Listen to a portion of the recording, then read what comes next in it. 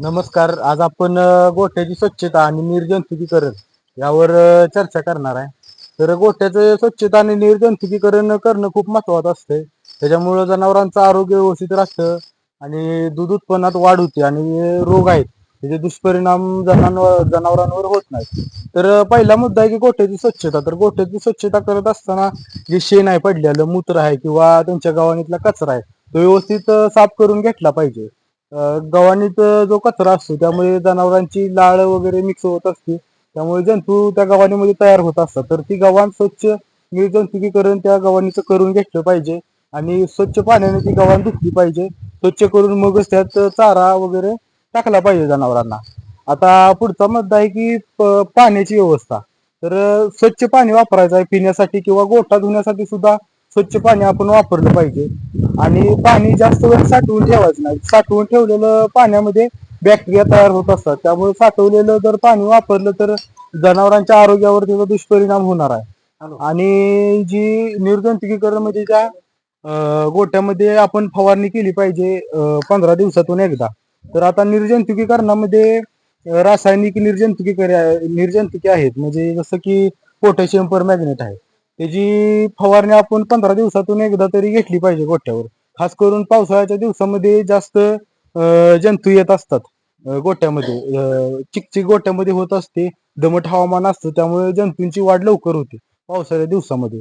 त्यामुळं पोटॅशियम परमॅग्नेटची फवारणी करणं अतिशय महत्वाचं असतं. आणि चुना आहे आपला, जो चुना आपण वापरतोय तो चुना भिंती आहेत गोठ्याच्या त्या 4 ते 5 फुटापर्यंत फवारणी करून घ्यायची आहे, ज्यामुळं कुठलाही आजार असेल पावसाळ्या दिवसामध्ये आजार येतात किंवा जंतू असेल ते जंतू गोठ्यामध्ये येणार नाहीत. आता आणि पुढचा मुद्दा आहे की गोठा जर गरम पाण्याने धुवून घेतला तर हा सर्वात उत्तम घरगुती उपाय आहे की गोठा गरम पाण्याने धुवून घेणं. कुठल्या सुद्धा रासायनिक जंतुनाशकाची गरज आपल्याला लागणार नाही. गरम पाण्याने जर धुतला तर एक सुद्धा जंतू आपल्या गोठावर राहणार नाही. आणि पुढचा मुद्दा आहे की गोचड्या जनावरांना होत असतात. गोचड्या किंवा गोमाशा असल्या माशा जनावरांना त्रास देत असतात. ह्याच्यासाठी आपण एखाद एक दिवस लिंबाचा पाला चा धूर जर गोठ्यामध्ये केला तर माशा गोचड्या ह्याचा त्रास जनावरांना होत नाही. आणि एकांड असतं, एकांड म्हणजे आयुर्वेदिक वनस्पती आहे, त्याचा जर धूर केला तरी सुद्धा गोचड्या किंवा इतर जे परजीवी आहेत त्याचा जनावरांना त्रास काय होणार नाही. आणि पुढचा मुद्दा आहे की आता जास्त गोचड्या झाल्या प्रमाण झालं किंवा डास चावत असतील तर ॲट्राजिन लिक्विड आपल्याला बाजारामध्ये मिळत असतं. त्याचा जर वापर केला, ती लिक्विड 1 लिटर मध्ये 3 मिली फक्त वापरायचं आहे. आणि ती पण ऊन जास्त असेल तर वापरायचं नाही.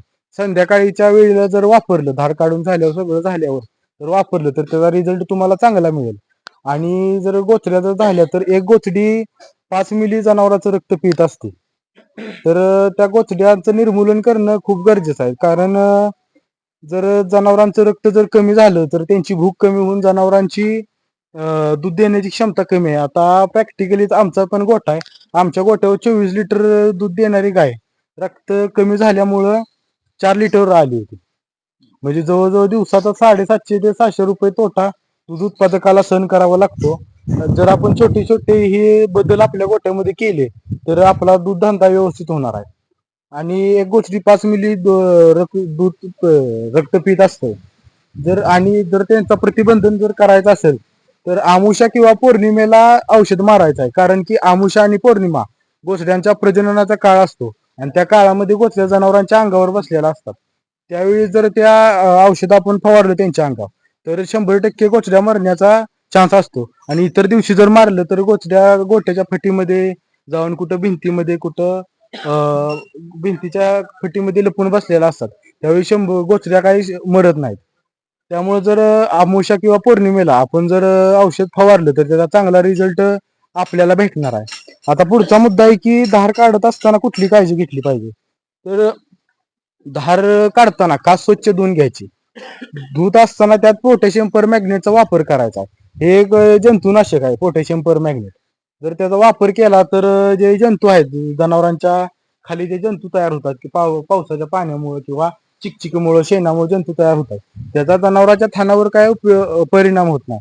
मस्टडीज सारख्या आजारावर प्रतिबंधन उपाय म्हणून आपण पोटॅशियम परमॅग्नेटचा वापर करू शकतो. आणि धार काढून झाल्यावर एक अर्धा तास गायच्या थानाची होल रिकामे असतात, म्हणजे ओपन असतात. तर अर्धा तास गायला धार काढून झाल्यावर बसून द्यायचं नाही. तर त्यासाठी तुम्ही वैरण टाकू शकताय किंवा खाद्य देऊ शकताय. त्याच्या नादानं गाय अर्धा तास तरी बसणार नाही, ह्याची प्रत्येक दूध उत्पादकानं काळजी घेतली पाहिजे. तर पुढचा मुद्दा आहे की जी आपलं दूध काढायचं मशीन आहे ती आपण फिनाईल वापरून किंवा इतर बाजारामध्ये डिटर्जंट आहे ती वापरून स्वच्छ धुवून घेतलं पाहिजे. त्यामुळे दुधाची क्वालिटी सुद्धा चांगली राहणार आहे. तर पुढचा मुद्दा आहे की जे शेण आहे, शेण झालं, मूत्र झालं, या मूत्रातून बॅक्टेरिया तयार होत असतात. ह्या बॅक्टेरियाचा नायनाट करण्यासाठी जर आपण चुना सुद्धा खाली फवारला किंवा निरमा जर टाकून ठेवला, आठवड्यातनं एकदा निरमा खाली टाकून ठेवला, तरी सुद्धा जंतू आपल्या गोठामध्ये राहणार नाहीत.